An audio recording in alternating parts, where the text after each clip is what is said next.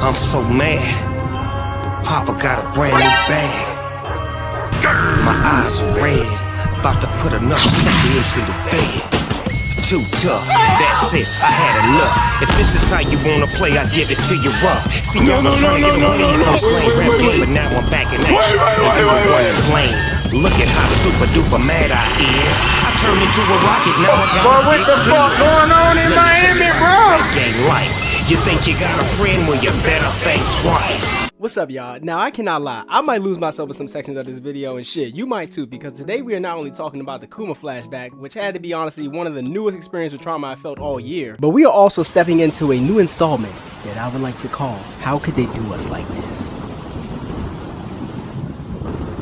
Now, I gotta know, Oda, what the fuck were you cooking when you were writing this backstory? Because this shit definitely delivered peak moments that would have you smile, be happy for Kuma, and hype you the fuck up in all honesty. But it also had moments that made me question Oda's mentality when he was cooking this up. Because if you thought the way Celestial Dragons were moving back during the days when we first met those dickheads was insane, oh boy, are y'all in for a treat if y'all haven't already tuned in. So hit that sub button, we about to jump into this, let's get it. So this story starts out surprisingly very peaceful with the birth of Kuma in the church in the South Blue, and oh, just look at him, oh big ass baby. And his parents couldn't be any happier to give birth to an angel. But Kuma's dad Clap has to go talk to the doc, and they're all like, yo doc, let me holler at you right quick. Oh young blood, don't worry about it. The little nigga's secret's safe with me. Oh really doc? Bless your soul. Now we will later find out about this little secret. For now we get to see Clap and his wife enjoying their joy that is Kuma. Like bruh, this shit is just so beautiful to see. And then we get even a little time skip to see everyone just praising God and all this holiness. And after Pastor Clap is closing them doors after collecting that offering, of course, we get to see little Kuma. And he done upgraded from little niglet to YN. And Clap is all like, alrighty son, let's clean up and get to snacking on some potatoes. Oh yeah daddy, I can't wait.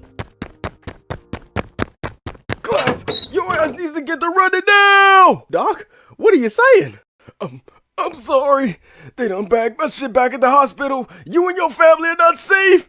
I'm sorry. I'm sorry! Move your old ass out the way. Trying to help these niggas escape and shit. What's the meaning of this? Nigga, don't act stupid. Your ass knows. Now bring your ass on. And Clap not about to let them slide on his family, so he goes on the attack. And they all get captured. Now, not gonna lie, I personally feel like he should have cooked all these motherfuckers. Because these are the regular Cyberpol agents, and these motherfuckers are literally just SWAT Marines. And look at Clap Bill. Like, come on now. He put up a fight. Nah, he should have made it a good distance from the church to make me believe that shit. But anyway, oh please. Please just take me. My family doesn't have Buccaneer blood. It's only me. Please. Man, shut your bitch ass up. Nigga, nobody asked you a bitch ass. Now, brace yourselves everyone, because this is where we enter the despair. Cause we see Kid Kuma, his mom, and Clap's ass all bandaged up, and you guessed it, Mary Joy's a slave now. And bruh, just the idea of knowing you just blanked out and woke up in this place with some chains on too would already make me crash out crying. But bruh, what's fucking me up is this nigga Kuma, because this little nigga is playing with them handcuffs like they're a new toy.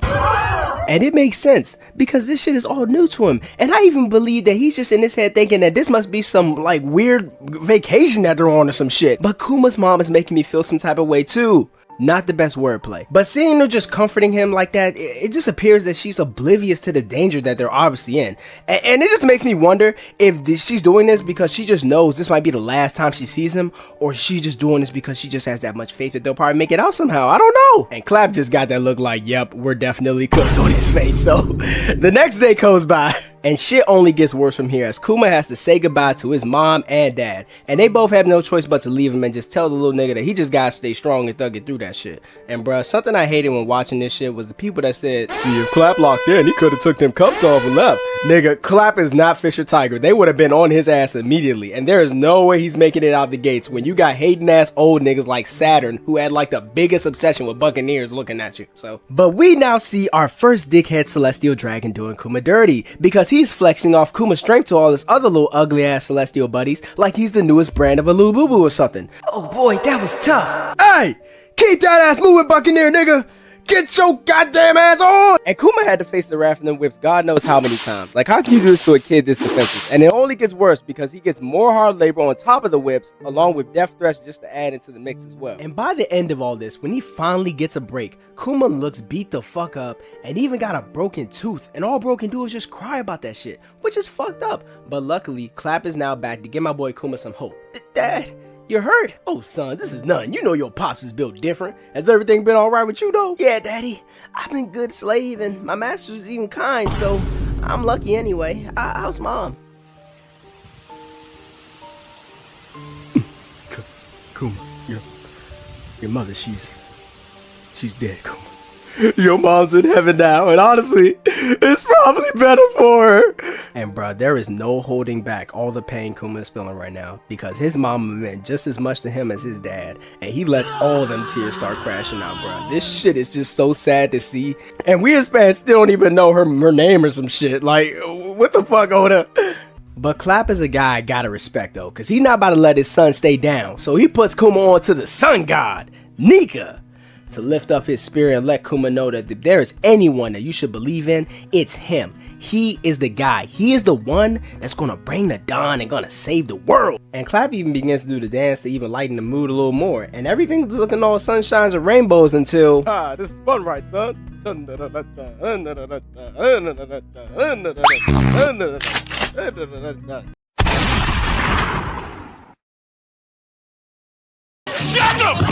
But now it is the next day and Kuma is now on this island called God Valley.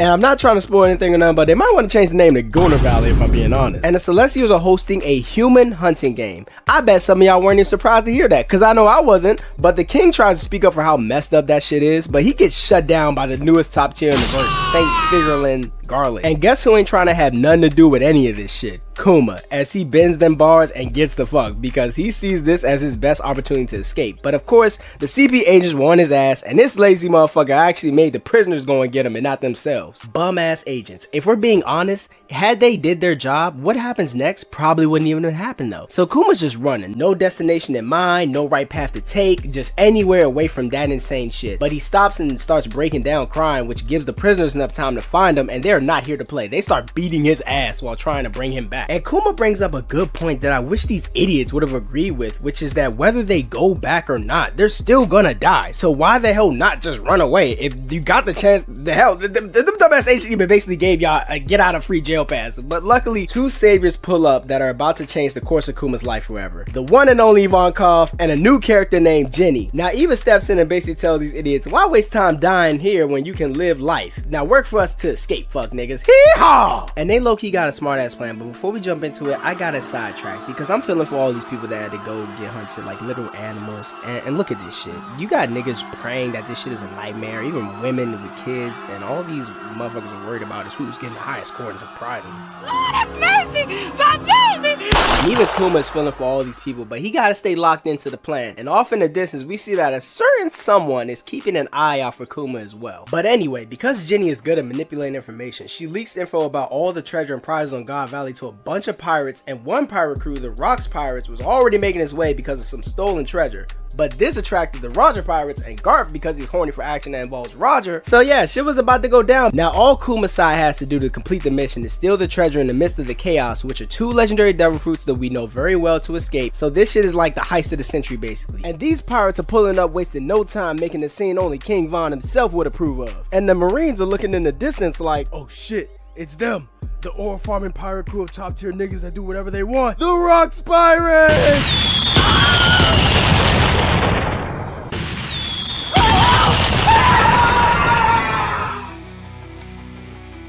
Man, I'ma need y'all to analyze this shit right here. We got Whitebeard, Stussy, Gloriosa, Shiki, Big Mom in her fine ass days, Kaido, fucking Captain John, along with others you'd only know if you were a top tier One Piece fan. And the Roger Pirates waste no time because they coming for that booty. And then you got the God's Knights mobilizing. They all like, tally ho, God's Knights, to action! Oh, and you can't forget about Garp. He's coming for Roger's ass. So as we check back in with Kuma's side, they found the treasure and started booking it with that shit until they found a spot to open it up. And everything is going well, surprisingly. They might just earn the max payout on this heist, but every perfect plan just has to have something go wrong. Because Big Mom's crazy ass comes flying through them doors looking all all sadistic and shit, and she grabs Eva by the neck and slams his ass into the wall. And Kuma's looking all concerned, but Eva steps in and says, Kuma, this bitch is crazy. Eat that fruit and run, nigga. Yeehaw! Give me that damn fruit. Now, if it was me, I might have folded, but Kuma is clearly a better man. So he gets the fucking eats it, making his escape, or so we thought, because wrinkly ass Saturn pulls up and actually lectures this nigga about how his race was born to be slaves because history said so. I'm sorry, what the fuck? And Kuma bounces back by saying, well,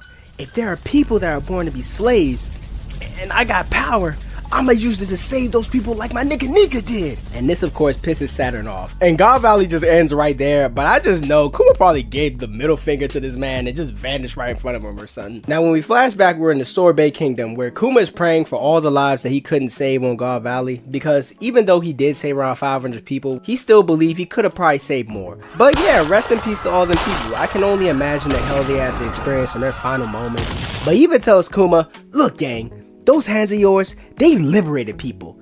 You have hands that literally freed people. And Kuma begins to lock in and see the vision in them paws. I am a liberator.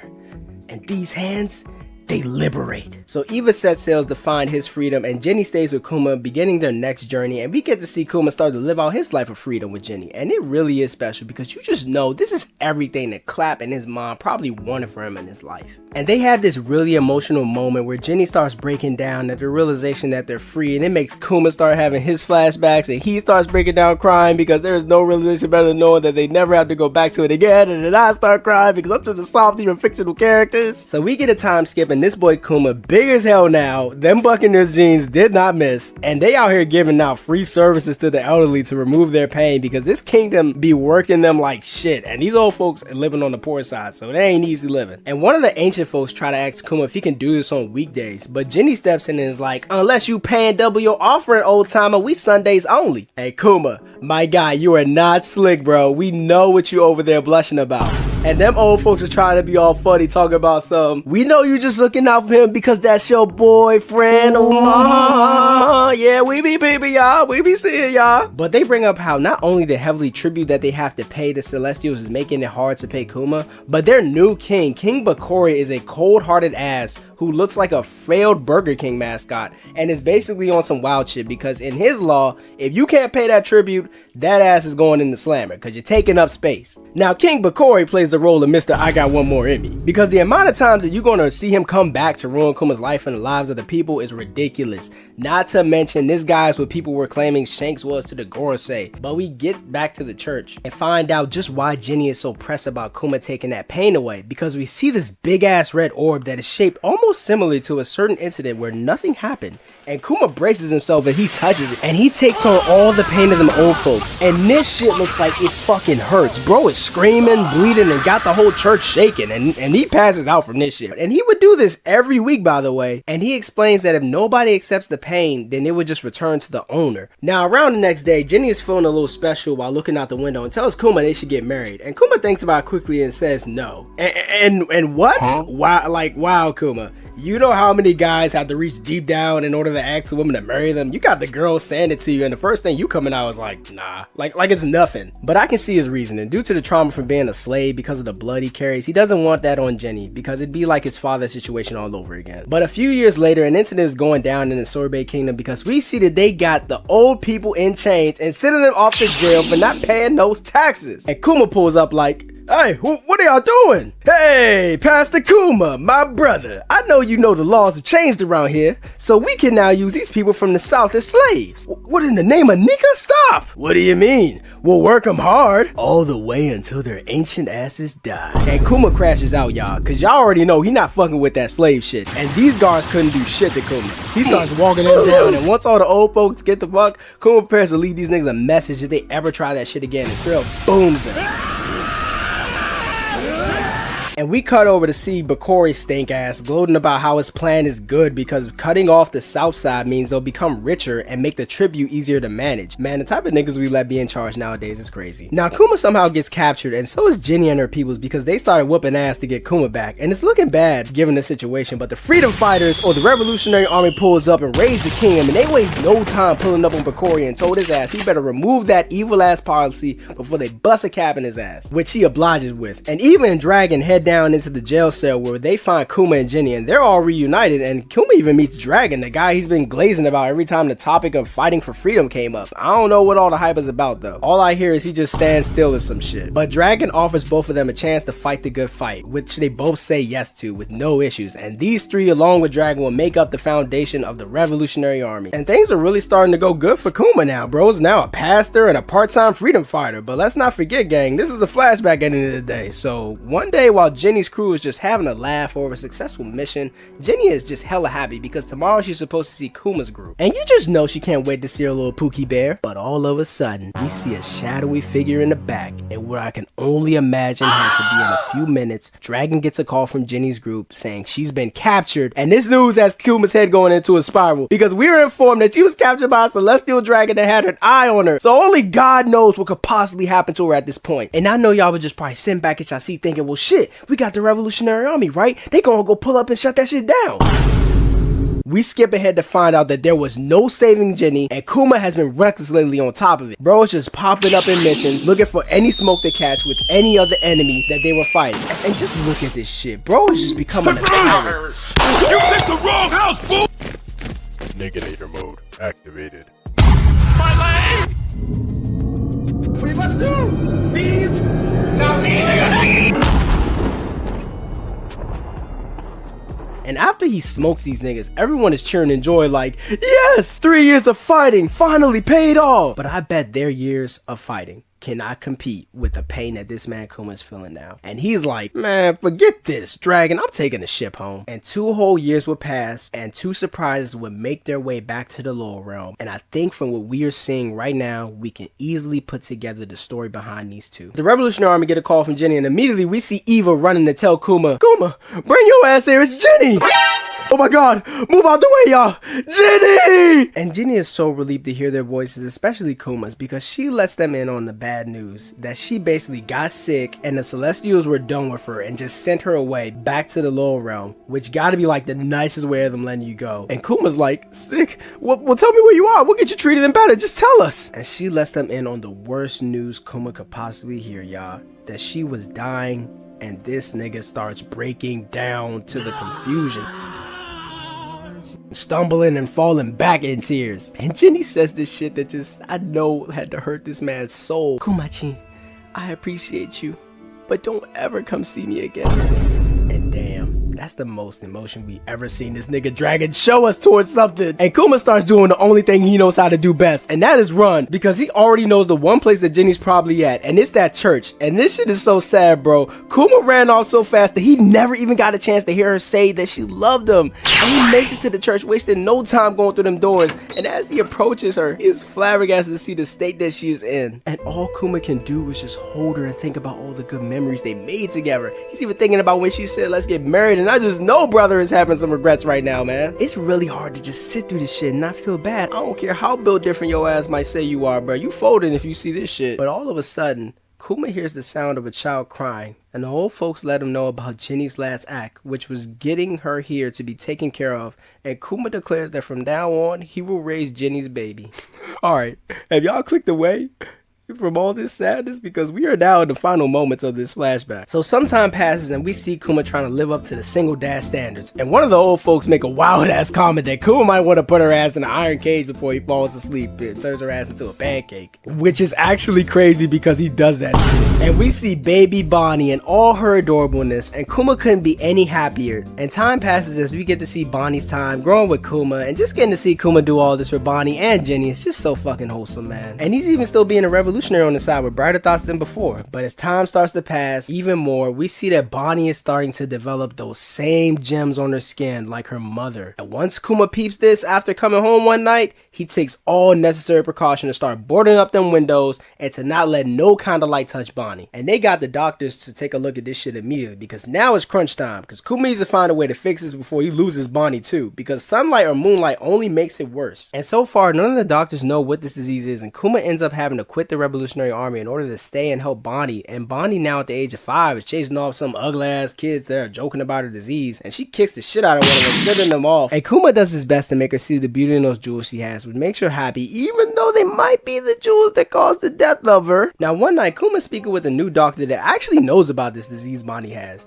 called sapphire scales, and this shit is incurable, and that as much as you might try to avoid light exposure, that shit will still spread. So shit already sounds pretty fucked up for Kuma, but just to add a little cherry on the top, the doctor is like, yeah, so your daughter got like 5 years left to live. She might not even see a 10th birthday. Boy, ain't no way, boy. Boy, ain't no way, boy. And Kuma tries to act nonchalant, but Bonnie jump scares his ass and is like, Dad, did someone say something special happened on my 10th birthday? Yeah. The doc said you'll be all better once you turn 10. And Bonnie couldn't be any happier about the news that Kuma had to tell her, but he's in his head like, oh boy, now what do I do? And just when you think it could not get any worse for Kuma, we see fire spreading from a distance and the old folks banging on them doors like, Kuma, it's King Bakori. He's back to his old way trying to burn the people alive, and he's dragging down the country. You have got to be kidding me right now. And this thing is actually horrible. You got buildings burned, people injured and possibly dead, and we see that their best pacifist Kuma is on the move, saving as many as he can. And the people and Kuma are looking in disgust like, what kind of sick shit is Bakori on? But Kuma's ready to go and save another one, and they try telling him that it's no point, but he looks over and see a little girl crying for her mama, and he just cannot let that slide. So he goes on the move, and off in the kingdom we see Bakori's banana nose ass cheering about how this same plan worked in another country and the Celestials praised them for it. So yeah, he's doing whatever he can to get his long nose ass all up their asses. But all of a sudden, he gets word that protesters are gathering outside the castle, and bruh's like, man, shoot 4 or 5 of their asses. It's for the greater good of the people and shit. And they start blasting, and one guy's trying to act all tough and shit and is like, hey, step up if your ass got a problem with the new policy. Yeah, I'll smoke any of y'all asses. Come and try me. And coming from out from the smoke, we see Kuma emerging looking like the intrusive thoughts of King Von has possessed them, and they're all thinking, who the fuck is that guy? He rushes right at these niggas like a rocket going for the kill. Hey, shoot this nigga, no! Rest in peace to those 3 bums. And off at the church, Bonnie worried for her dad, saying he's a big chicken, but nah, Bonnie ain't seeing this side of her dad, cause we see who the real chicken is. And Bakori's trying to say anything to save his ass. Kuma, listen, you can have all the land I burned down. There's no more human garbage there, you'll love it. So we still cool, right? What? And we see that Kuma was not able to save that little girl's mama. So Kuma is bubbling with rage after hearing that shit, and Bakori goes with that switch thinking he about to switch cheese Kuma, but them bullets might as well be Nerf bullets to this nigga nader. Oh, and trust bro Tracho, throwing that shit ain't making you any tougher, and he actually tries to yap his way out to save his life, but Kuma don't give a shit. He charges that pad cannon up to its max, and Bakori is shitting himself at the sight of what he's seeing. And Kuma pounds that shit straight into his face, nuking the entire castle, ending the incident that will be known as the Solo Revolution. And back at the church, while everyone is having a laugh after everything has settled down, we see that Bonnie is now starting to mysteriously develop devil fruit powers. I wonder if we'll get an explanation about that. But Kuma's aide, acting as the King Bulldog, has to speak with Kuma about a certain hater that doesn't know how to quit and is shockingly alive. Yup, you guessed it,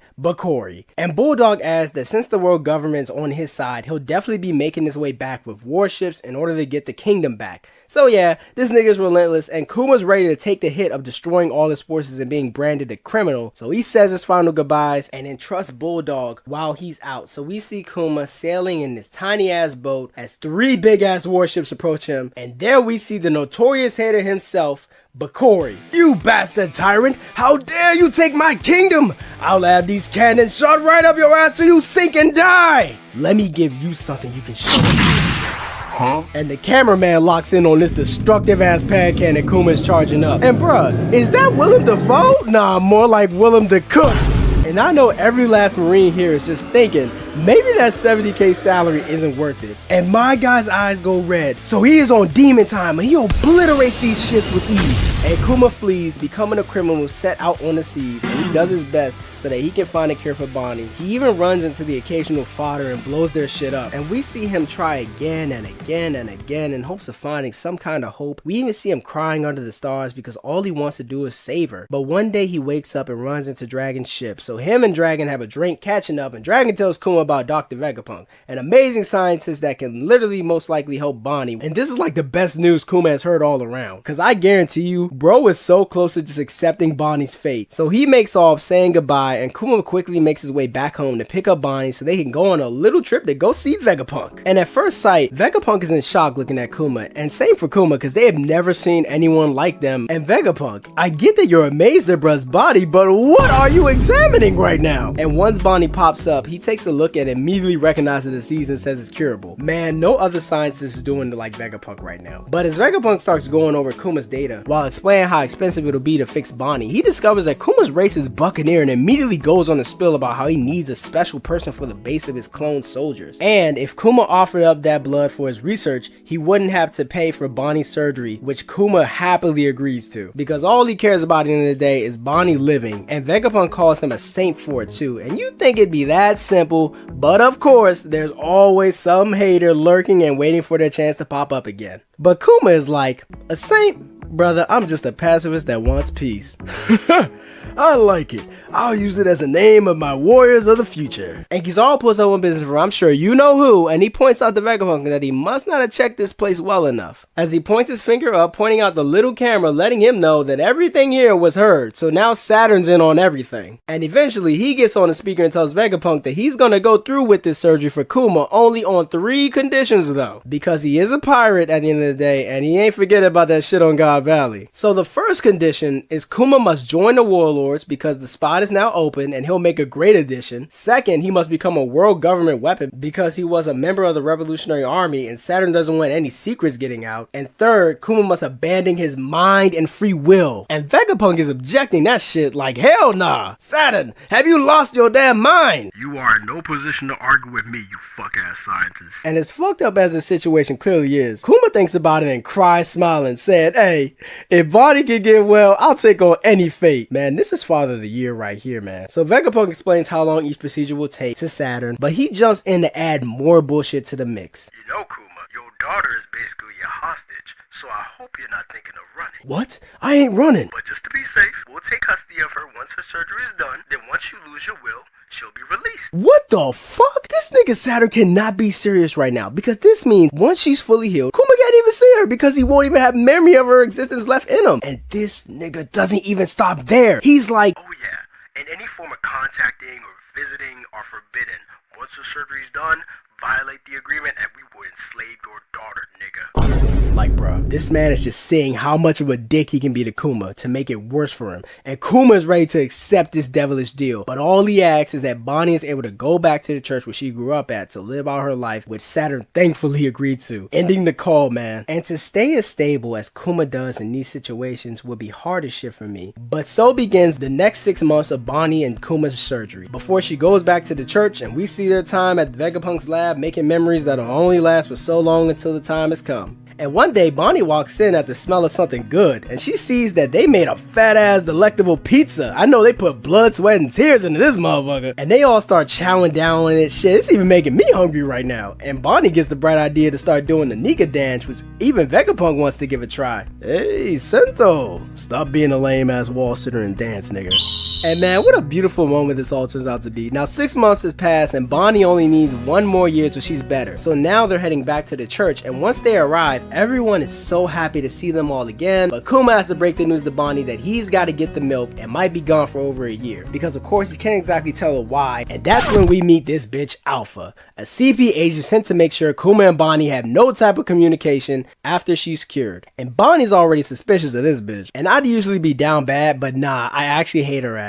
She tries to give herself aura by showing how she can break Bonnie's neck like a pebble to scare Kuma, but look at how he looks at her. Bitch, we all know he'd pound, wait, let me not say that. He'd beat the shit out of you. But Kuma says his last goodbyes to Bonnie, wishing her well, as everyone else says goodbye, and we later see that while he's doing world government business, he tries to write Bonnie letters, but we cut over to the East Blue and see that he is analyzing the shit that is Luffy's training before he became the GOAT that he is now. And damn, he's just looking at this shit like, Yeah, this is a true go in the making. He's gonna be pulling off LeBron level points soon. But he ends up having to leave on government business because some pirates raided his ship, and once Kuma pulls up and they recognize this nigga, they immediately fold and are like, Kuma, oh hell nah, return all the shit we stole, man. And later we see Kuma is still writing Bonnie letters, but as we cut to the church and see Bonnie checking that inbox, that shit is empty and she is wondering what's going on. And the folks at the church try to cheer her up, but we all know something fishy is going on. Because when a newspaper finally drops by, Alpha stank ass picks it up and peeps there's a letter attached, and she hands it off to the church, and as Bonnie runs in excitement hoping it's a letter,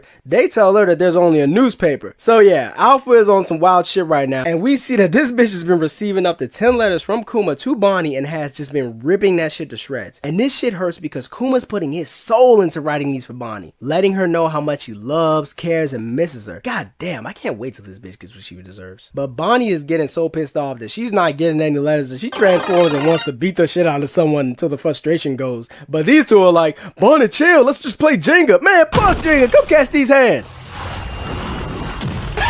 But Alpha pops up and almost catches Bonnie using her power, but luckily she thought she was just seeing things. But Bonnie later ends up having her 9th birthday, which is an amazing celebration for her to have, and just a few days later, Bonnie is finally cured, and the first thing she's thinking about is stepping outside, but Alpha pops up like, sorry Buki, but I'm supposed to keep you inside until your 10th birthday. Screw you, liar. Vegapunk said I'd be cured in a year, and it's been that long, so I don't need your approval. And Alpha just yanks her hand, bruises the shit out of it, and after all that, the granny lets Bonnie in on the fact that not only is Alpha actually sent from the government, but it is also strange that Bonnie's healthy but staying inside for another 6 months, and that she hasn't received any letters from Kuma. So yeah, they're about to cook up a little escape plan for Bonnie. And the next day, we see the old lady is heading back to the castle. It's like, now let me stop acting like a little dickhead with y'all. Bonnie is the old lady thanks to her powers, and Bonnie is just amazed at the sight of the land, grass, the sky, and even the sun, of course. And she even gets a perfect look at the sea, but that gets interrupted by Alpha that quickly caught on to the missing toddler, and she goes crazy bitch mode on her way to where Bonnie is, but she's already getting the fuck away from the island on the ship they prepared for her. But Alpha can use the 6 powers, and she comes rushing at them ready to make a murder scene on the sea, and everyone is scared for their life, especially Bonnie, who's crying in tears like, Daddy, what do I do? And the memory of Nika pops up in her head, and Bonnie now has a little surprise for Alpha. Bonnie rushes off that ship into the air and uses her power to give herself a future like Nika, and uses Gear Third like my go Luffy and punches the living shit out of Alpha, giving her the Kylie Jenner lips and sending her crashing right into the water, which now truly begins Bonnie's new journey on the seas. And we see that she is of course starting off by looking for Kuma at the jump of any information about his whereabouts, but Kuma knows that she can't see him because of how bad it can make things, so he dips. And as we check in with Kuma, we see that he's been keeping an eye on Luffy's journey as well, and he even admires the little bro because of how much he reminds him of Nika, and he respects his crew too, because we cut over to Thriller Bark and see the scene of his POV during that iconic Zoro moment when nothing happened, and he's in his head thinking this kind of pain will put him on rest mode in a heartbeat, but he stands pleased, expecting nothing less from the Son of Dragon's friends. And we then see him checking on Bonnie again during Sebondi, where Luffy socks the shit out of a Celestial and his crew makes a scene in order to defend a fishman and mermaid. And this moves Kuma so much because it makes him think about his past, which is why he ends up putting so much faith in them, sending them to different islands in order to make them stronger, which also has to be like one of the most heartbreaking moments for Luffy. But sadly everyone,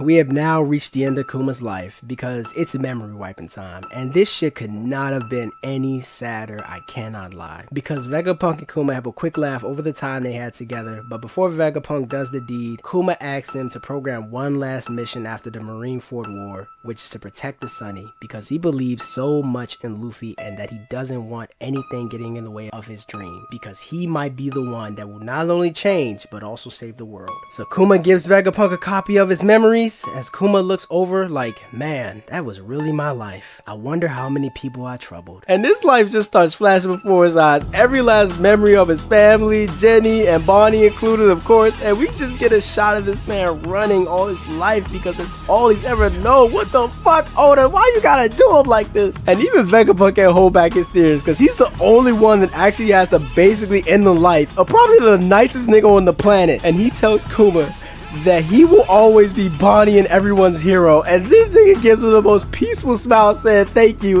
as Vegapunk pulls the lever crying in agony at what he's done, and the memories fade, and we cut back and we see Bonnie's reaction, pouring a fountain of tears in the present as she is bear witness to her father's life. Oh my god, I fucking can't, man. I can't. I can't.